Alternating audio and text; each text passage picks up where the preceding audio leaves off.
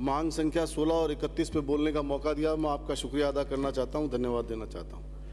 सभापति महोदय, जैसे ही राजस्थान के अंदर 2018 में कांग्रेस की सरकार बनी और सरकार बनते के साथ ही मैं ये कह सकता हूं कि मुख्यमंत्री अशोक गहलोत ने सामाजिक न्याय को अपना पहला फर्ज समझा और आम आदमी के लिए काम करने की शुरुआत 2018 में नींव रखी और 2019 जनवरी में आते ही घोषणा की कि जिस भी आदमी को पेंशन मिलती थी, जिसको 500 रुपये पेंशन मिलती थी उसको 750 मिलेगी, 750 मिलती थी उसको 1000 मिलेगी और 1000 मिलने वाले को 1500 मिलेगी।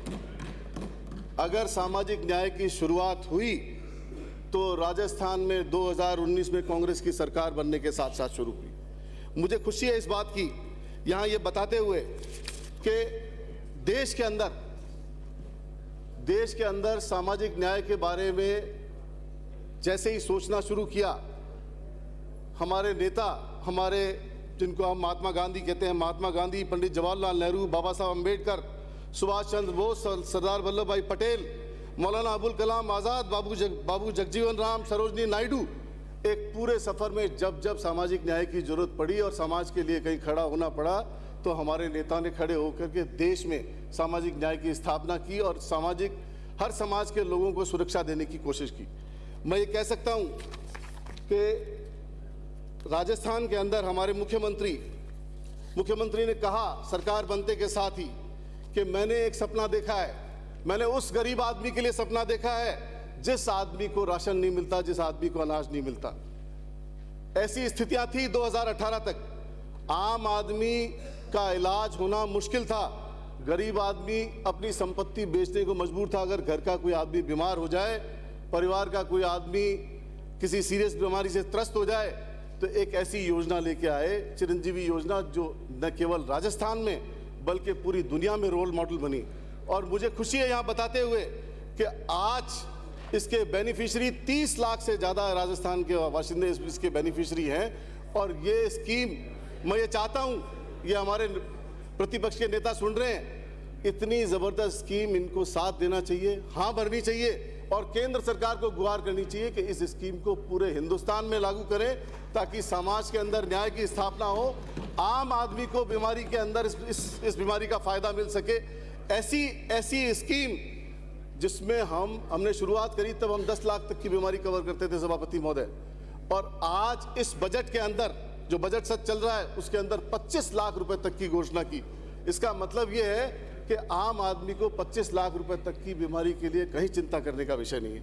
तो मुझे खुशी है कि समाजवाद की जो सबसे बड़ी ज़रूरत है उसको मुख्यमंत्री अशोक गहलोत ने समझा और न केवल सपना देखा बल्कि उसको पूरा किया। और एक और सपना देखा सभापति महोदय, कोविड का समय था, बड़ा कठिन समय। मुख्यमंत्री ने ऐलान किया कि मेरे राज्य में कोई व्यक्ति भूखा नहीं सोएगा और एक ऐसी स्कीम लेके आए। कोविड के समय में तो जो काम हुआ सो हुआ ही हुआ। एक ऐसी स्कीम लेके आए जहां गरीब आदमी 8 रुपए में अपना पेट भर सकता है, इंदिरा रसोई के नाम से। ये ऐसी स्कीम पूरे राजस्थान के अंदर रसोइयां खोली गई और हर क्षेत्र के अंदर हर आदमी को लाभान्वित करने की कोशिश की गई। बहुत सी जगह देखा, खास तौर से हॉस्पिटल्स में, चौकटियों पे, ऐसी जगह पर आदमी आता है, काम करता है, दिन भर परेशान रहता है और फिर रात को शाम को जाता है तो उसको खाने की जगह नहीं मिलती। ऐसी स्कीम, वहाँ की वहाँ रसोई और वहीं खाना, और आराम से बैठ के आदमी खाना खा सके। मैं खुद खाना खा के आया हूँ, क्वालिटी ऐसी कि आपको ये सोच के अच्छा लगेगा कि राजस्थान में एक ऐसी जगह है। अभी मैं फतेहपुर शादी में जाके आया हाकिम भाई के यहाँ, एक दंपत्ति मिल गया, सीकर में हम चाय पीने रुके। बोले साहब हमने तो ऐसी योजना ही नहीं देखी, कोई एक्सीडेंट हो गया तो अस्पताल में भर्ती, इलाज फ्री हो रहा है, खाना 8 रुपए में मिल रहा है। बोला हम ये कह सकते हैं कि अगर असली महात्मा कोई आज की तारीख में कहीं है और असली कोई रूलिंग स्टेट है तो राजस्थान है, जिसमें हर तरह की बेनिफिट आम आदमी को दिया जा रहा है। मैं ये कह सकता हूँ। बेरोजगारी, रोजगार के नाम पे तो बहुत बड़े हंगामे हुए। 2 करोड़ रोजगार, लोगों को रोजगार, धरातल पे कुछ नहीं। मुख्यमंत्री अशोक गहलोत ने सपना देखा कि रोजगार कैसे दिया जाए। नरेगा की तर्ज पे शहरी रोजगार गारंटी शुरू की गई और शहर के लोगों को भी 100 दिन का रोजगार और इस बजट में 125 दिन का रोजगार सुनिश्चित किया गया। मुझे खुशी है ये बताते हुए कि आज आम आदमी को, गरीब आदमी को शहर में भी रोजगार दिया जा रहा है और आम आदमी उससे लाभान्वित किया जा रहा है। मैं 2-4 बात और बता देना चाहता हूं सभापति महोदय। जब जब हमें जरूरत पड़ी तो मुख्यमंत्री ने उसको पूरी करने की कोशिश की और एक आह्वान किया कि मैं राजस्थान के बासिंदों को एक खुला ऐलान किया कि तुम मांगते मांगते थक जाओगे, मैं देता देता नहीं थकूंगा, और इसी तर्ज पर राजस्थान में काम करने की कोशिश की गई। मैं यहाँ पर हमारे मंत्री महोदय बैठे हैं, कुछ इश्यूज के ऊपर जो नए इश्यूज अभी डेवलप हो गए हैं, उन इश्यूज के ऊपर मैं इनका ध्यान आकर्षित करना चाहता हूँ। आज शहरों के अंदर एक बड़ी ज्वलंत समस्या है। बहुत सारे ई रिक्शा चालक हैं और अलग अलग जगह से आते हैं, बड़े शहरों के अंदर मजदूरी करते हैं। कोई राजस्थान के अंदर किसी शहर से आता है, कोई राजस्थान से बाहर से आता है। हमारे पास में उनकी सुरक्षा, उनकी गारंटी, उनके न्याय के लिए कोई योजना नहीं है।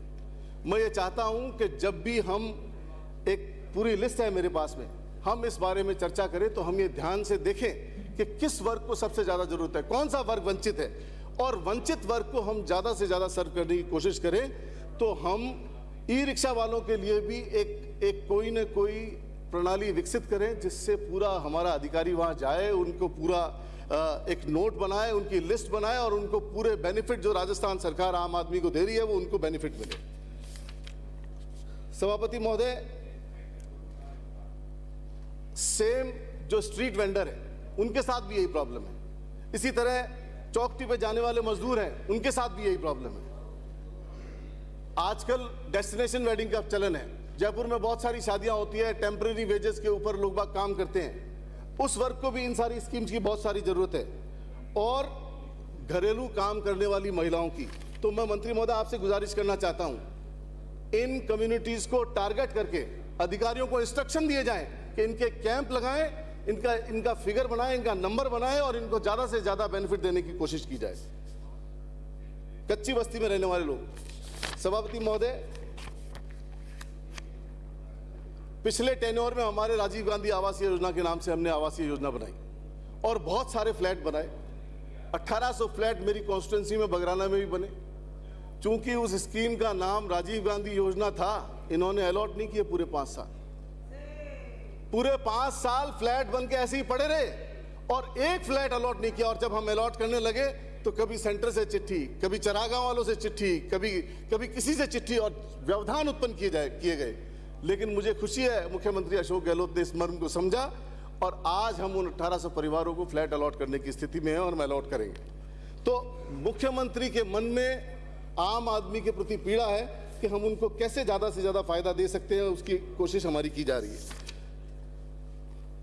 एक बहुत बड़ी समस्या है, समाज कल्याण विभाग भी इसमें इंटरवीन करे और खाद्य सुरक्षा विभाग भी। जयपुर के अंदर 8,80,000 के लगभग राशन कार्ड है, अब 9 लाख के को क्रॉस कर गए और उसमें चालू राशन कार्ड सिर्फ 1,44,000 है। पूरे राजस्थान में लोएस्ट रेशियो है। हम सामाजिक न्याय की बात कर रहे हैं, हम आम आदमी को सुरक्षा देने की बात कर रहे हैं, हम आम आदमी को खाद्य सुरक्षा देने की बात कर रहे हैं। तो मेरी गुजारिश है आपके माध्यम से कि राशन कार्ड जयपुर शहर में जितना परसेंटेज पूरे राजस्थान को एवरेज मिलता है उतना परसेंटेज जयपुर शहर में जरूर कवर किया जाए। कहीं एक्सेस है तो वहां से विड्रॉ किया जाए, लेकिन जयपुर शहर के लोगों को पूरी खाद्य सुरक्षा की पूरी उसका बेनिफिट दिया जाए। कच्ची बस्ती से रिलेटेड एक बात और करना चाहता हूं। मेरे विधानसभा क्षेत्र में एक कच्ची बस्ती है, जवाहर नगर कच्ची बस्ती, और पट्टों की स्कीम चल रही है अभी और उनको पट्टे 20,000 से ज्यादा लोग बाग उस क्षेत्र में रहते हैं। 20,000 तो वोटर हैं, करीब 50,000 के लगभग आबादी है वहां और टीलों पे बनी हुई है। फॉरेस्ट लैंड है इसलिए उसमें पट्टे नहीं दिए जा सकते। तो कोई न कोई यूडीएच मंत्री अभी चले गए, तो कोई न कोई एक सामंजस्य बैठा के और इस जमीन को डी नोटिफाई कराया जाए और डी नोटिफाई करा के इन लोगों को पट्टा दिलाने की कोशिश की जाए ताकि कच्ची बस्ती में रहने वाला आदमी ये महसूस कर सके कि मुझे भी सुरक्षा दी जा रही है। एक और मैं ध्यान आकर्षित करना चाहता हूं आपकी तरफ कि जयपुर शहर में हाथी पालक हैं बहुत सारे भावत बिरादरी के लोग बाग हैं, बहुत गरीब हैं, और टूरिस्ट और शादियों के जरिए उनका गुजर बसर होता है। जब यहाँ 20,000 की आबादी है करीब उनकी, और बहुत कॉस्टली हाथी होते हैं। समाज कल्याण विभाग इस पे संज्ञान ले, और एक हाथी की कीमत बहुत ज़्यादा होती है। किसी गंभीर बीमारी से हाथियों की डेथ हो जाती है, तो हमें एक साइजेबल राशि करीब 40-50 लाख रुपए पर हाथी हमें कंपनसेट निर्धारित करना चाहिए। एक पूरी कम्युनिटी का सवाल है, रोजगार का सवाल है, 20,000 आदमियों की रोजी रोटी चलती है, तो इस पे हमें संज्ञान लेना चाहिए और इनके लिए हमें कुछ करना चाहिए। वाल्मीकि समाज का मुद्दा सभी लोगों ने उठाया, इसमें कोई दो राय नहीं कि सफाई का कार्य जयपुर शहर जैसी जगह और या हर एक जगह वाल्मीकि समाज ही करता है। और वाल्मीकि समाज का आपने, मुख्यमंत्री ने, मैं शुक्रिया अदा करता हूं मुख्यमंत्री का कि 100 करोड़ का बजट भी दे दिया। इसका इम्प्लीमेंटेशन ढंग से हो, ये उन्हीं के विकास में और उनके उत्थान के लिए काम आए। और जिस तरह की जरूरत है, आज अभी मेरे साथी विधायक ने भी बोला और अभी सभापति महोदय आपने भी कुछ इस बारे में प्रकाश डाला, तो मैं ये कह सकता हूं कि इस मामले के अंदर एक गहन चिंतन की जरूरत है कि जो आदमी सफाई करता है और जिस हालत में रहता है, तो उनके लिए इस कोर्स का एक कमेटी बना करके इस कोर्स का खर्चा किया जाए, ताकि उससे उनका डेवलपमेंट हो सके। जो किसी अप्राकृतिक स्थिति में उनकी बीमारियां लग जाती है, मौत हो जाती है, तो उनके परिवारों को इससे फायदा मिल सके। दूसरा, सफाई के प्रति जो आदमी पहले नियुक्त हो गए और आगे नियुक्ति दी जाए, तो ये मेरिट देख के दी जाए कि सफाई कर्मी है या नहीं है, वाकई सफाई करेगा नहीं करेगा, बल्कि वाल्मीकि समाज को इसमें प्रायोरिटी दी जाए। और बड़े अफसोस के साथ मुझे कहना पड़ रहा है कि केंद्र सरकार ने नरेगा में 30,000 करोड़ रुपए की कटौती कर दी। कोविड जैसे समय में जब हिंदुस्तान की इकोनॉमी की लाइफलाइन अगर बची, तो नरेगा ने बचाई, और आज नरेगा जैसी सक्सेसफुल स्कीम में के अंदर 30,000 करोड़ रुपए की कटौती कर दी, तो ये सामाजिक न्याय का हिस्सा नहीं है। इनको समझना पड़ेगा कि अगर हम आम आदमी के हिस्से में कटौती करेंगे तो आगे हम जनता के बीच में नहीं जा पाएंगे। 30,000 करोड़ रुपए की कटौती नरेगा जैसी स्कीम में, बल्कि चाहिए तो ये था कि कम से कम 1 लाख करोड़ की बढ़ोतरी करते नरेगा में। 1,30,000 करोड़ रुपए चाहिए, जितना फिगर इनके पास रजिस्टर्ड है उसको पूरा पैसा देने के लिए 1,30,000 करोड़ रुपए चाहिए। बजाय 1,30,000 करोड़ को इंक्रीमेंट करने के उन्होंने 30,000 करोड़ की कटौती कर दी। मैं 2-3 बातें कह करके अपनी बात खत्म करता हूं, आपका इशारा मेरी तरफ आ गया है। सामाजिक न्याय की अपन बात कर रहे हैं। मैं उदयपुर में अभी हमारा वो हुआ, अधिवेशन हुआ, और अधिवेशन पे सामाजिक न्याय में ही एक बहुत अच्छा रिजोल्यूशन पारित हुआ। मैं पढ़ नहीं रहा, मैं सदन के ऊपर इसको टेबल करना चाहता हूं, ताकि मंत्री महोदय इसको अपना पार्ट बनाए कार्य प्रणाली का, और इसमें जो बातें लिखी गई है वो जितनी ज़्यादा से ज़्यादा वो पूरी कर सके वो पूरी की जाए। और मुख्यमंत्री के लिए एक मैं जो उन्होंने अपनी इस बात को एक मुद्दा बनाया, एक जरिया बनाया कि कोई भी आदमी राजस्थान के अंदर भूखा न सोए, तो मैं एक दोहा उनके लिए कहना चाहता हूं कि साईं इतना दीजिए, साईं इतना दीजिए, जामे कुटुंब समाए, मैं भी भूखा न रहूं, साधु भी भूखा न जाए। सभापति महोदय, मुझे आपने बोलने का मौका दिया, बहुत बहुत शुक्रिया, बहुत बहुत धन्यवाद। Thank you.